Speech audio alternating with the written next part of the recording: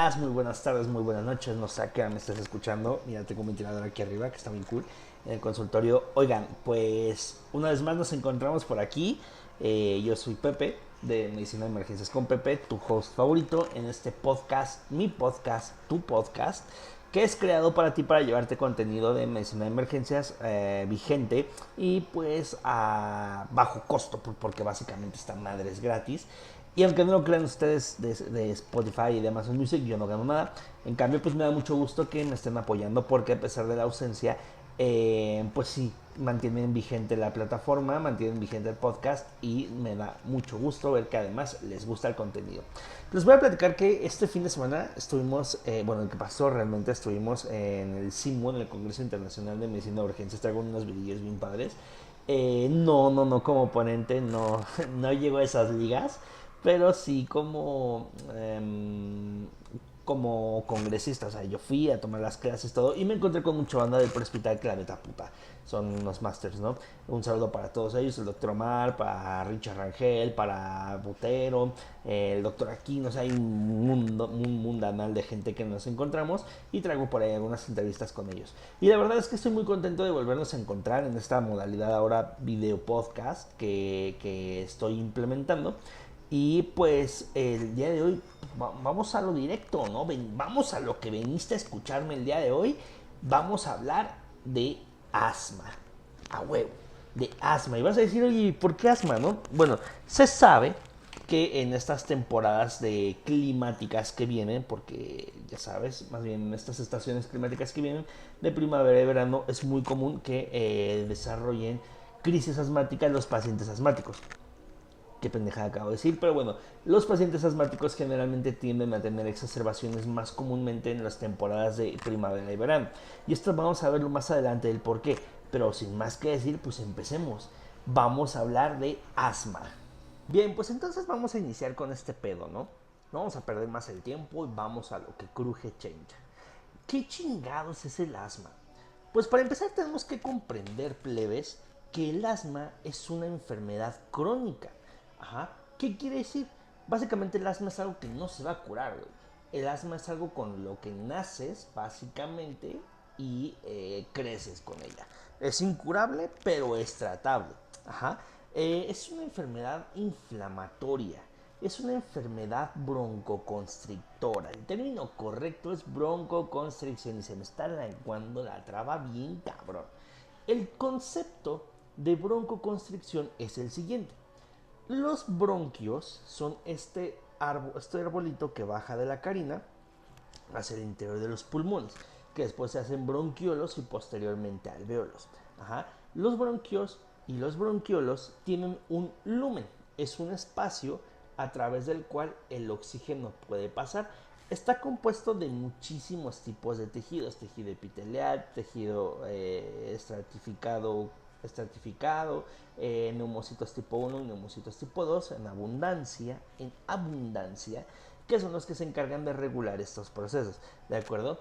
Básicamente cuando tenemos un episodio asmático o una exacerbación asmática, porque el asma se agudiza y el nombre adecuado es exacerbación, pasamos por un mecanismo en el cual generamos broncoconstricción. Pero ¿qué es lo que sucede? Bueno, el lumen se empieza a cerrar por un proceso inflamatorio del tejido epitelial, ¿de acuerdo? Y a la par va a haber una producción de moco, va a haber una producción de mucosa.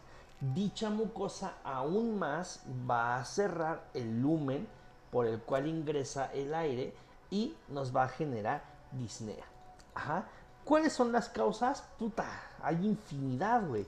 O sea, podremos empezar porque hay alérgenos de interior o alérgenos de interiores, que son, por ejemplo, todo lo que podemos encontrar en casa como ácaros. Ya saben, en las almohadas que hay estos bichitos que son como pulgas.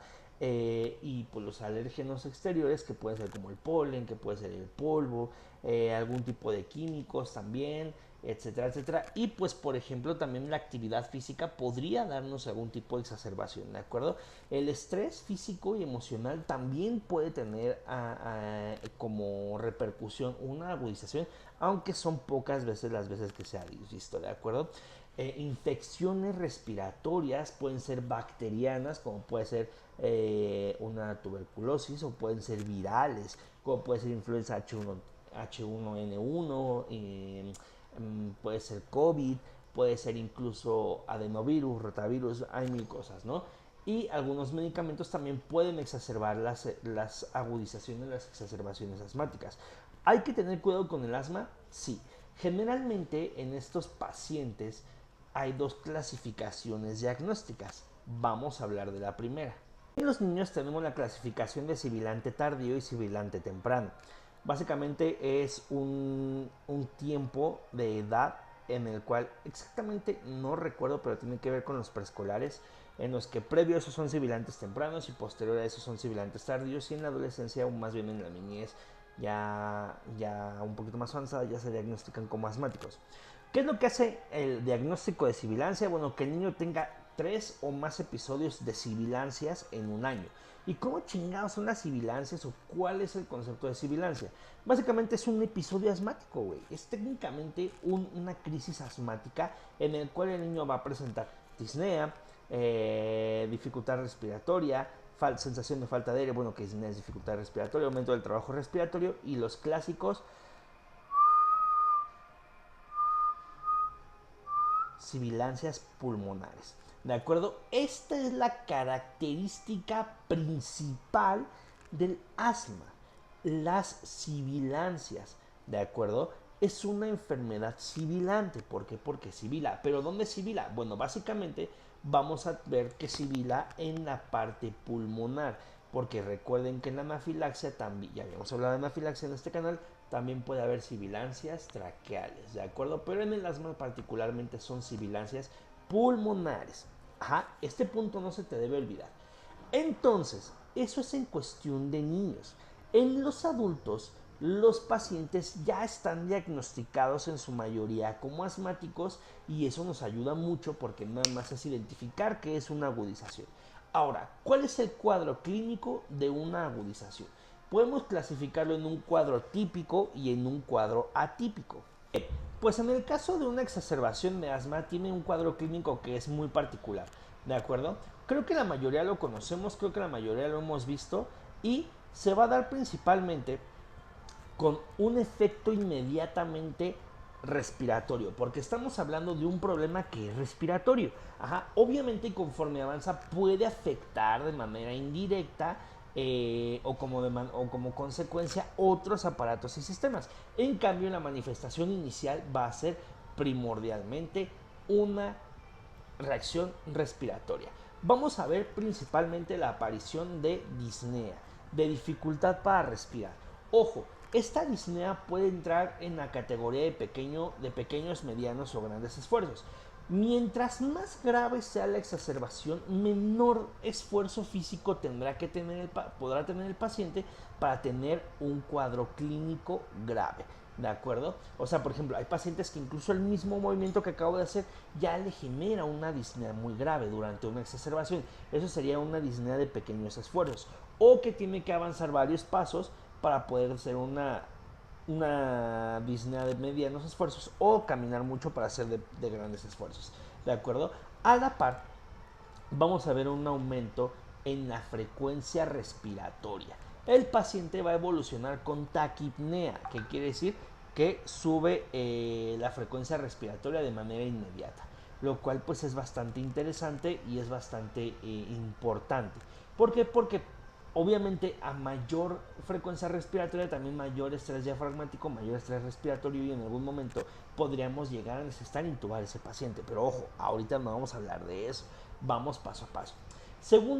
Tercer punto y muy importante, la sensación de falta de aire. El paciente obviamente va a estar desesperado por respirar, el paciente va a estar con una necesidad de ventilar y pues se va a desesperar. Va a estar ansioso, va a estar combativo, no esperes que esté tranquilo. Ajá. Por siguiente, bueno, el paciente va a estar pálido, puede estar pálido, incluso en algunas ocasiones a mayor severidad del cuadro puede estar cianótico. Puede tener cianosis en las uñas o acrocianosis o cianosis peribucal Y eso pues, son datos clínicos de gravedad, ¿sabes? Eso sí, es como de verga, este güey sí está muy malito. Estás enfermo, pa. Voy a poner un meme de estás enfermo, pa, aquí a continuación.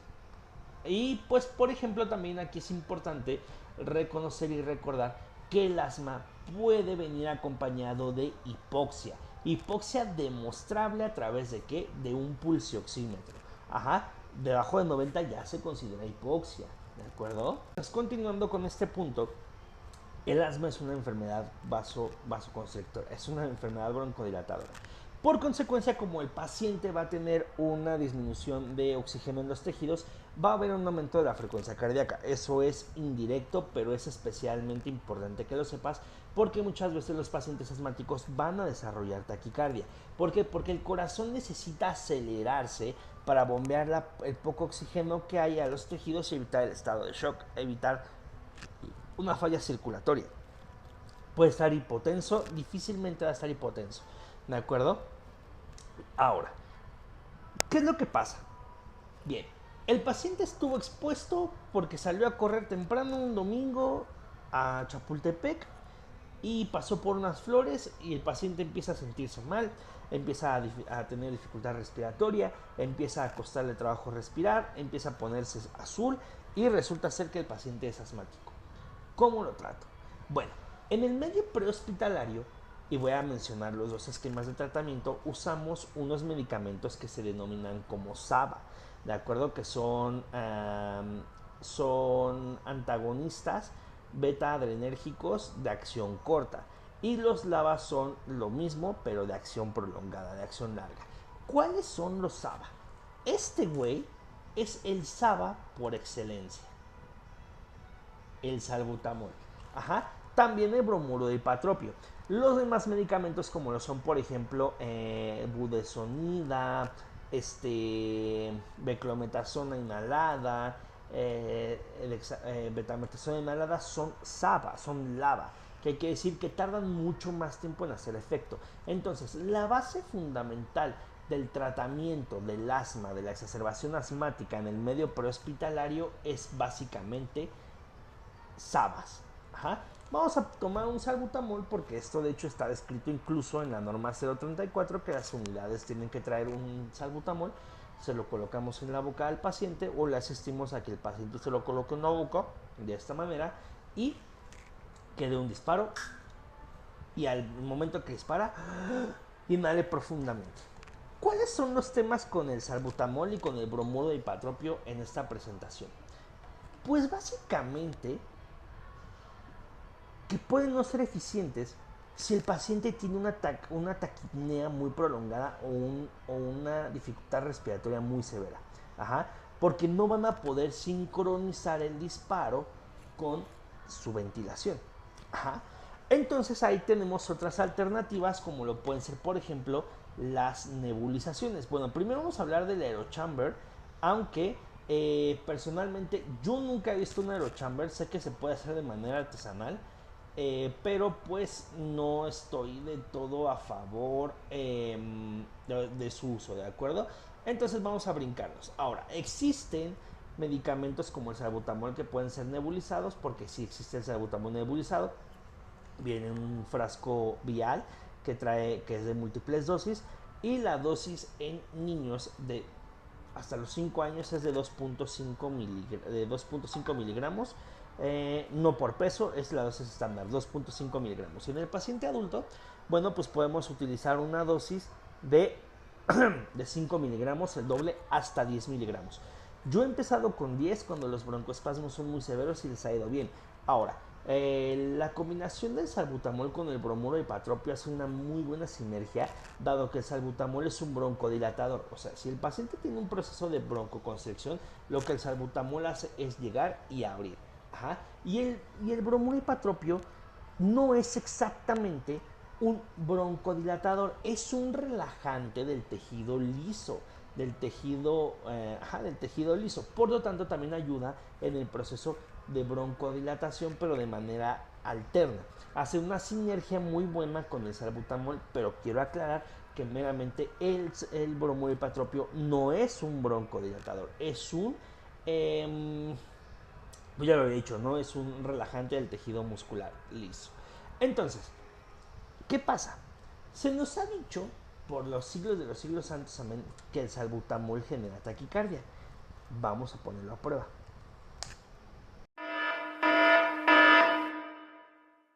En este momento vamos a hacer una prueba.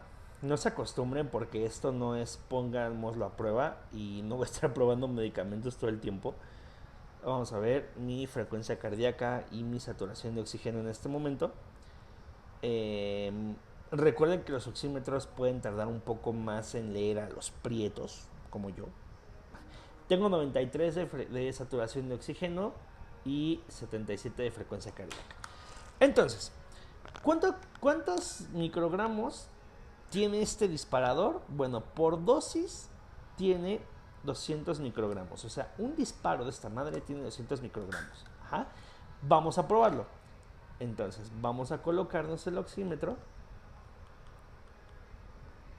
Y una, dos, tres.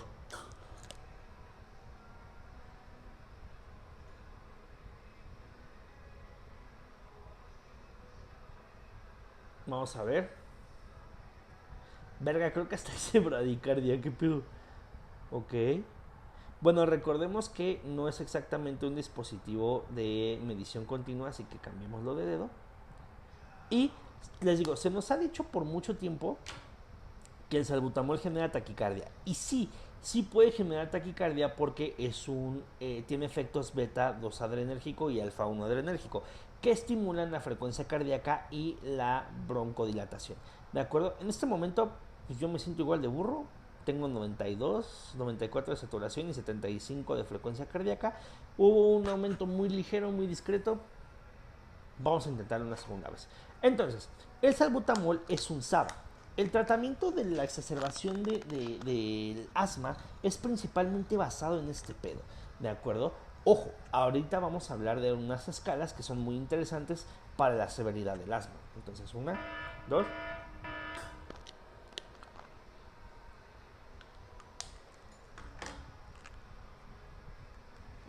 ¡Hola, madre! Bien, no tengo bromo de patropio para combinarlo y no lo voy a combinar. Ok, vemos que ahora sí hubo un aumento un poquito más fuerte. Tenemos 104, 83. Nada exagerado. Entonces, está demostrado que el salbutamol da taquicardia, sí, pero nada del otro mundo.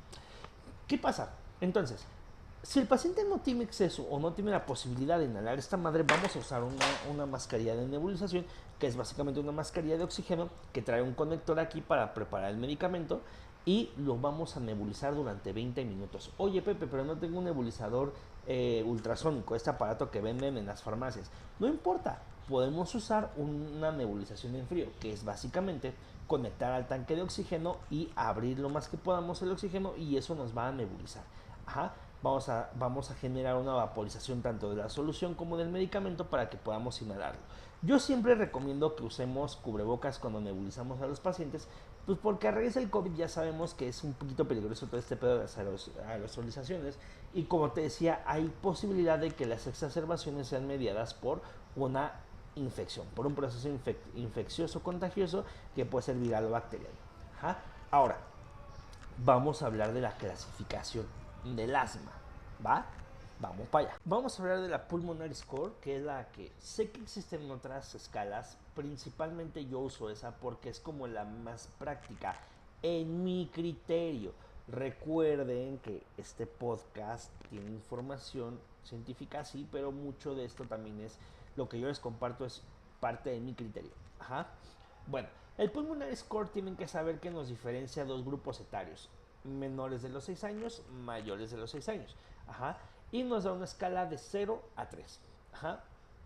Ahora dice, la frecuencia respiratoria, si es menor a 30 en niños menores de 6 años, equivale a 0 puntos. Si es menor a 20 en pacientes mayores a 6 años, es de 0 puntos. De 31 a 45 en menores de 6 años equivale a un punto. De 21 a 35 en mayores de 6 años equivale a un punto. De 46 a 60 en menores de 6 años es 2 puntos. Y de 36 a 50 en mayores de 6 años es 2 puntos. Más de 60 en menores de 6 años son 3 puntos y más de 50 respiraciones por minuto en mayores de 6 años son 3 puntos. Ajá. Ahora, si no tiene sibilancia son 0 puntos. Si tiene sibilancias al final de la expiración, que solo puedo escuchar con el estetoscopio, equivale a un punto. Si es durante toda la expiración con el estetoscopio, la ventilación, la sibilancia son 2 puntos. Y si la sibilancia está presente aún sin estetoscopio en inspiración y expiración, equivale a 3 puntos, ¿va? Y bueno, si no hay uso de músculos accesorios, no hay puntos, 0 puntos. El uso ligero de músculos accesorios, 1 punto. Uso uso fuerte o aumentado de músculos accesorios, 2 puntos. Y actividad máxima de músculos accesorios de la ventilación, 3 puntos. ¿Qué quiere decir? Que con un puntaje mayor de 7 a 9 puntos ya es una crisis grave, muy grave. Y con un puntaje de 0 a 3 puntos es leve, de 4 a 6 puntos es moderada. Pero ¿qué pasa? Luego existe una madre que se llama asma fatal, güey, o tórax silente. ¿Qué pasa? Te voy a contar un caso ahorita. Resulta ser que el paciente ya ha estado tanto tiempo con su exacerbación sin tratarse, que llega un momento en que el tratamiento es inútil. Ajá. Ya le dimos albutamol, ya le dimos bromuro y patropio, no funciona. ¿Cuáles son las siguientes estrategias? Bueno, podemos nebulizar adrenalina, podemos inyectar bromuro de sulfato de magnesio en una infusión de sulfato de magnesio, 1 gramo en 100 a 30 minutos para ayudarle a mejorar la broncodilatación.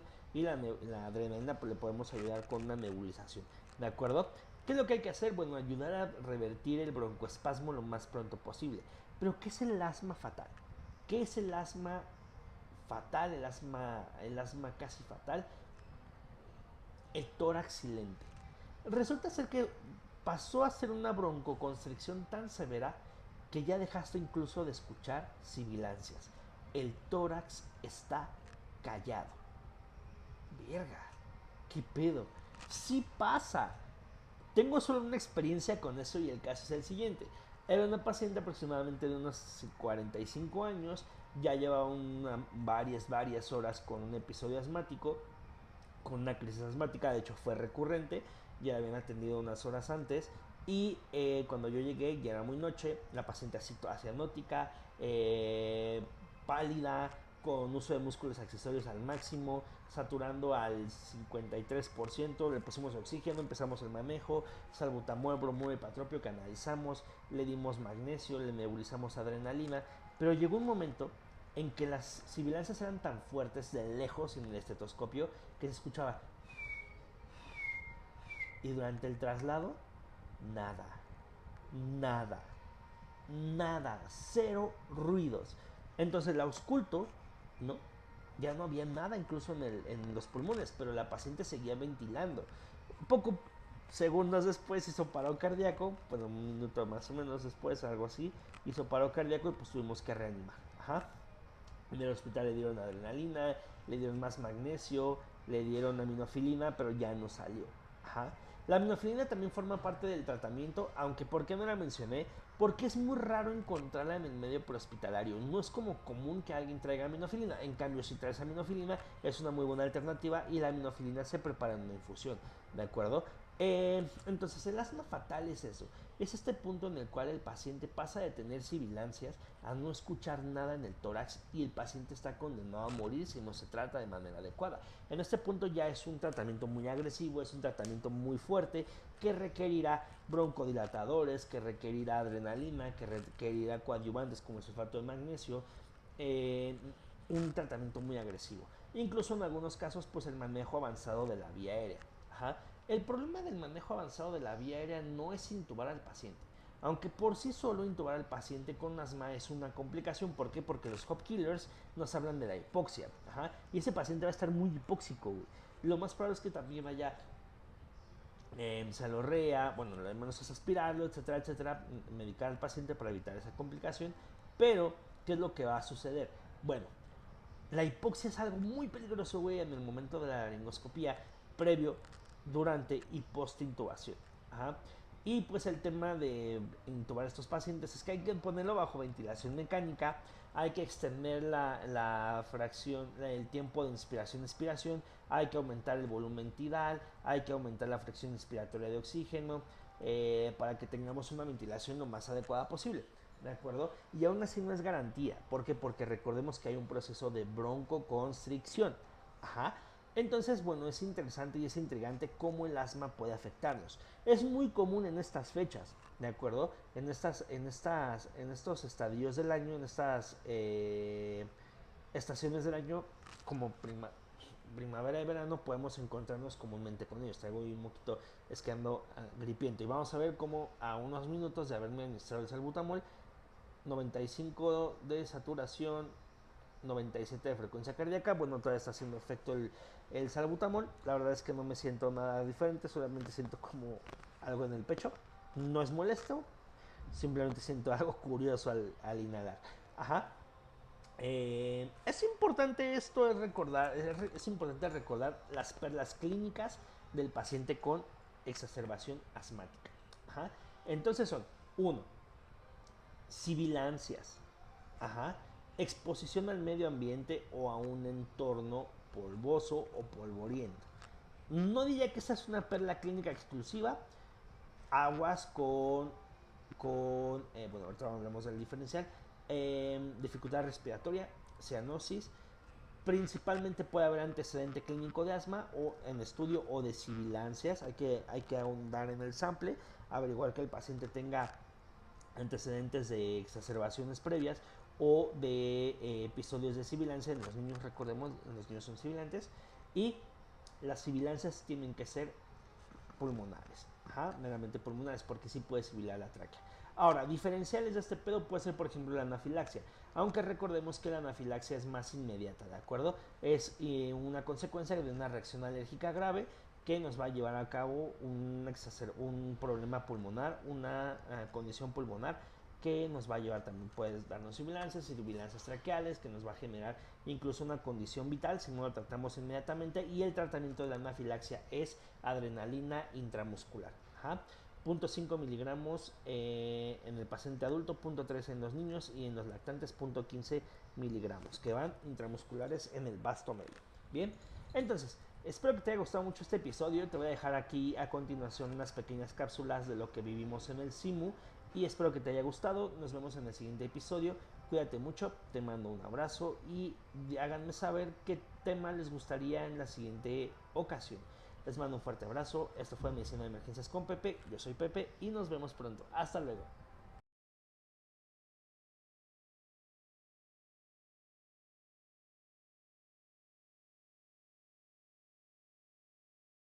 Hola chicos, buenos días. Pues estamos en el último día del Congreso Internacional de Medicina de Urgencias de la Sociedad Mexicana de Medicina de Emergencias. Y pues yo soy Pepe de Medicina de Emergencias con Pepe y me encuentro con el doctor José Alexis García, amigo congresista de la Ciudad de México, miembro de varias asociaciones estudiantiles de la Facultad de Medicina. Te quiero preguntar, amigo, ¿qué te pareció este congreso? ¿Qué te llevas útil? ¿Qué te llevas nuevo, relevante?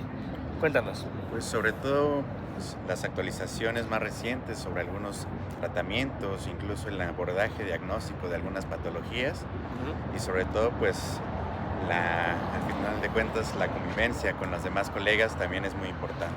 Claro, ¿y consideras que hay algo aplicable a tu práctica clínica que digas a partir de hoy esto lo voy a innovar, lo voy a cambiar o voy a mejorar?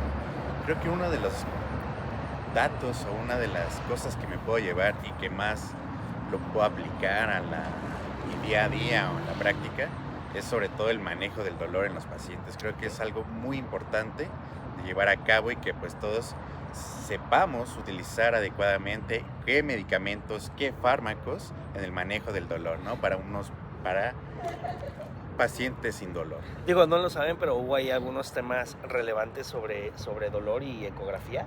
Entonces creo que nos vamos con muy buen sabor de boca. Gracias, hermano. Mucho gusto y nos vemos pronto.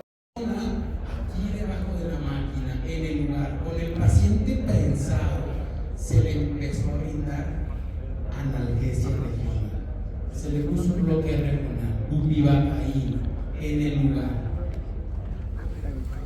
El video lo iba a poner. Bien, Pues en este momento nos encontramos con Ashley de la Universidad CLEA, una paramédico en formación, y te quisiera preguntar, ¿qué es algo útil, algo nuevo, algo interesante que te lleves, que hayas aprendido en este congreso? Pues fueron muchas cosas, realmente tuvimos varias interacciones, justamente vamos saliendo de una práctica de vía aérea, donde pues nos están enseñando cómo hacer bien las reanimaciones, vaya, y pues muchos ponentes que estuvieron aquí fueron realmente grandiosos, nos dejaron mucha enseñanza y pues sí, fue muy divertida, fue muy buena la experiencia. Ok, ¿y hay algo que tú te lleves útil para tu práctica clínica nueva? Pues sí, dado que nuestros asesores nos estuvieron apoyando mucho, realmente las prácticas que nos dieron aquí nos están reforzando toda la información que nosotros ya veníamos manejando y un plus extra que nos fueron dando más información. Ok, perfecto, Ashley, te agradezco mucho, que tengas un buen congreso. Bueno, pues no es desconocido de nadie que en este tipo de eventos pues vienen a hacer mucha propaganda, ¿no? Y stands comerciales, pues el stand de Comsa, que todos conocemos por hacer excelentes ambulancias y equipos biomédicos, por ser distribuidores de equipos biomédicos, y pues podemos tener esta imagen, ¿no?, de una unidad con pues toda la capacidad de resolución para un paciente de terapia intensiva. Obviamente pues lo que nos llama más la atención es el Eagle 3, este ventilador de sol, que es una maravilla, es excelente y tiene su versión que es el Vimeo o algo así para el transporte médico, aprobado y usado por el Ejército de Estados Unidos, y pues claro el monitor, ¿no?, que es bastante útil. Por ahí ayer traían un Lucas, ahí está el Lucas, el compresor mecánico, entonces es muy útil. Bueno, pues de nuevo Pepe con ustedes y con mis amigos Kefira y Rafael. ¿De dónde nos acompañaron? Somos de aquí de León. ¿De aquí de León? Ok. ¿Son estudiantes de medicina de qué semestre? ¿Año? ¿Cómo van ustedes? No, Estamos estudiando ahorita lo que es enfermería, ya casi terminando la carrera. Ah, ok. Enfermería, muy bien. ¿Y algo que nos puedan contar de su experiencia en el congreso? ¿Algo nuevo que se lleven a su práctica clínica? ¿Algo que hayan aprendido, que les haya gustado, que les haya impactado? pues este congreso, la verdad es que nos hemos llevado un conocimiento de todo porque como tal, pues no solamente son conferencias de enfermería, sino de médicos, entonces hemos entrado a las de medicina y pues también ahí se aprende mucho. Claro. ¿Algo que quieras agregar? No, pues igualmente todo lo que hemos visto, pues hoy ya es el tercer día y pues sí nos llevamos bastante conocimiento de este congreso. Perfecto. Pues les agradezco mucho, chicos, tengan un muy buen día y nos El vemos. colapso de esta aurícula derecha. El colapso de... Bueno, la importancia de los espacios cardioprotegidos y la reanimación cardiopulmonar es bastante necesaria, y pues como personal de urgencias debemos estar preparados y sobre todo capacitados en esta.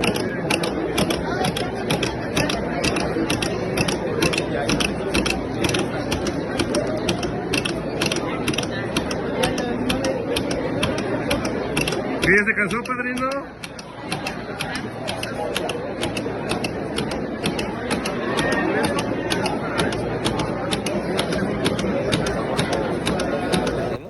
Una buena amiga y paramédico de cuidados críticos en San Juan Sport, en Guadalajara, Jalisco. Y pues te quisiera preguntar, Andy, tú como paramédico ya preparado, que ya tiene mucho tiempo trabajando y manejando los cuidados intensivos, ¿qué opinas? ¿Qué te pareció este congreso? ¿Te llevas algo nuevo? ¿Te llevas algo útil? ¿Algo que dijeras, esto no lo sabía? Cuéntame eso. Considero ya por mi que soy más involucrada en cuidados intensivos, me metí un poquito más al área médica y se hizo un poquito más interesante que ya los protocolos, por ejemplo, de estado de shock ya es desde el inicio, minuto 0 al 30, que a nosotros como paramédicos nos importa más eso, ya que son cuestiones de minutos para poder trabajar con algún paciente. Y considero que las actualizaciones que ahorita nos están dando están bien, porque así tenemos una base para trabajar con ello en las ambulancias, tanto como médicos, paramédicos, y los que acaban de ingresar al área prehospitalaria tengan una base de dónde tener que buscar y que no solo se queden con lo que ven en los libros, sino también que busquen artículos, que investiguen, que tengan un juicio crítico de lo que hacen y lo que no deberían hacer. Ok, muy bien, Andy. Algo que tú hayas dicho, esto fue lo que más me impacta de este congreso. considero que ahorita ya se le está dando un poquito más de relevancia, bueno, en ciertos lugares, a la atención prehospitalaria y lo que podemos llegar a hacer. Porque antes era mucho de, nada, nomás son camilleros. Y ahorita que ya le den un poquito más de puntualidad a lo que se puede hacer desde la calle, creo que es lo más importante. Ok, perfecto, Andrea. Te agradezco mucho, que tengas buena tarde. Pues bueno, de nuevo estamos aquí ya en las salas de conferencias y nos encontramos con Arely, que vino desde Morelia, Michoacán, de Cruz Roja. Y te quería preguntar, Arely, ¿qué te pareció el congreso? Muy interesante, la verdad. Sí, como que las ponencias, todo lo que hay, los puestos, todo está muy chido. Ahí sí se ve que hay mucha profesionalidad. Ok, y tú, por ejemplo, como técnico que te estás formando, ¿qué te llevas nuevo de aquí? ¿Qué te llevas útil? ¿Qué te llevas interesante? Algo que digas, esto me impactó, quiero aprender más o quiero formarme en esto. Bueno, es que la verdad sí es como que sí quiero formar, sí, como que sí me convenció muchas de las pláticas que tuvieron, de las ponencias. Ok, ¿alguna en especial que haya sido la que más te haya gustado?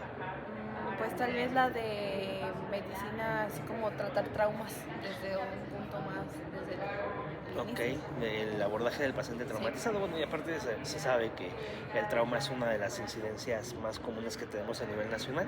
Es la primera causa de muerte entre jóvenes de 18 a 30 años, ¿no? Sobre todo pues, en días como hoy, que es viernes, quincena, es cuando más se disparan estos índices, tanto de mortalidad como de morbimortalidad, ¿no? Bueno, Arely, te agradezco mucho tu tiempo, espero que sigas disfrutando del congreso y esperamos verte el siguiente año ya como todo una paramédico. Muy bien, pues en este momento me encuentro con la doctora Ingrid de la Dirección de Servicios Aéreos de Michoacán y con la doctora Ivonne. Fueron parte muy importante en mi vida, junto con Rogelio Monroy y el Doc Abarca. Me formaron también como paramédico de vuelo y quisiera preguntarles, ¿qué les ha parecido este congreso, esta edición? ¿Qué les ha gustado? ¿Qué les parece? Bueno, a mí en lo personal me gustó mucho, creo que se volvieron más incluyentes hacia el ámbito en el que nosotros nos desarrollamos, que es la medicina de aviación, o bueno, la aeromedicina. Nos gustaría que tuvieran más participación la ala rotativa porque fue muy enfocado hacia la fija. Entonces pues nos gustaría que tuviera más participación la ala rotativa, pero por eso la verdad es que me pareció muy bien. He entrado a las sesiones prehospitalarias y algunas sesiones hospitalarias y la verdad es que está increíble, y pues sobre todo venimos a apoyar al nuevo presidente, al doctor Gustavo López. Al doctor Gustavo López, claro, que es muy amigo de la SORM con el botiquín de Así tóxico. Sí, él es nuestro maestro de toxicología. Claro. Y gracias a él y a los acuerdos que tenemos con el Centro Toxicológico del Hospital Ángeles en Morelia, podemos tener el botiquín toxicológico. Muy bien, le agradezco mucho, doctora. No, ¿de qué? Doctora, diga unas palabras, ¿qué le ha parecido? Muy bien, fíjense que está muy completo, abarcamos muchos temas, el tema de hemorragias masivas, la innovación en el uso de torniquetes, un poco de aerodinámica. Sí es una gama de temas donde nosotros nos tenemos que ir actualizando y agradecer por toda esa información a nuestro alcance, y vemos muchos jóvenes también en formación, entonces eso también es muy agradable y moralmente te hace motivarte a seguirte preparando y saber que vienen generaciones donde hay compromiso y este objetivo de tener un mejor servicio a la comunidad. Muy bien, y sí, pues como comentaban, hubo mucha participación, por ejemplo, del director de Jet Rescue, con una ponencia muy buena ahí de ECMO, pero sí también comparto la idea de que ala rotativa, que es el servicio que más es frecuente en la solicitud de la activación en México de manera pública tenga auge, ¿no? Digo, sabemos que, por ejemplo, el Club de Querétaro ha hecho ya vuelos en ala fija, con la aeronave del Estado, bla, bla, bla, pero pues sí sigue siendo, yo creo que el 80-90% de las activaciones de servicios GEMS en México es a través de la rotativa para pacientes de emergencia. Les agradezco mucho su tiempo y tengan un muy buen día. Hasta luego. Pues parte de estos congresos siempre es encontrarte con gente que hace importante tu formación. Aquí con el maestro del doctor Flavio Figueroa, que formó una piedra angular en la formación del paciente en trauma en mi persona, con programas como DIAPET, el diplomado de atención en trauma, el diplomado en tóxico, y el doctor Mario Castillo, que también me enseñó trauma, pero en el paciente adulto, sobre todo trauma de tórax. Y les quisiera preguntar, ¿qué opinan ustedes de la integración del personal prehospitalario más activamente en este tipo de congresos? Ustedes que han vivido tanto el área prehospitalaria como la rama hospitalaria. ¿Yo primero? Tú primero. Quien guste. Bueno, es tremendamente importante, digo. Lo primero que tenemos que hacer es romper el paradigma de que son áreas no complementarias, sino todo lo contrario, se engranan perfectamente bien. El desarrollar las salas de emergencia siempre ha sido prácticamente de la mano de la atención prehospitalaria y hemos estado viviendo varias etapas, o sea, pacientes críticos que antes se morían en las calles, ahora llegan a las salas de urgencias precisamente por la calidad de la atención, por el uso de la tecnología que se ha desarrollado a nivel prehospitalario. Entonces han ido empujando las salas de emergencia, han ido aumentando los requerimientos de habilidades y conocimientos en los médicos de las salas de urgencia para precisamente responder a la necesidad de la atención de estos pacientes graves. Entonces, entre más congresos haya, más cursos haya donde podamos en conjunto tratar temas para el beneficio de los pacientes, pues se me hace lo más importante, ¿no? Lo mejor. Muy bien, doctor Flavio. Igual yo creo que me uno a la misma opinión del doctor Mario. No son áreas excluyentes, son áreas complementarias totalmente. Tanto uno como otro tienen que conocer un poquito de lo que hacemos cada uno y al final de cuentas en los congresos de urgencias debe estar los dos para que nos conozcamos los dos, lo que hacemos, lo que no hacemos. Son áreas complementarias las tres, tanto el área prehospitalaria, el área de enfermería como el área médica. Claro. Bueno, les agradezco mucho su tiempo y que tengan un buen día.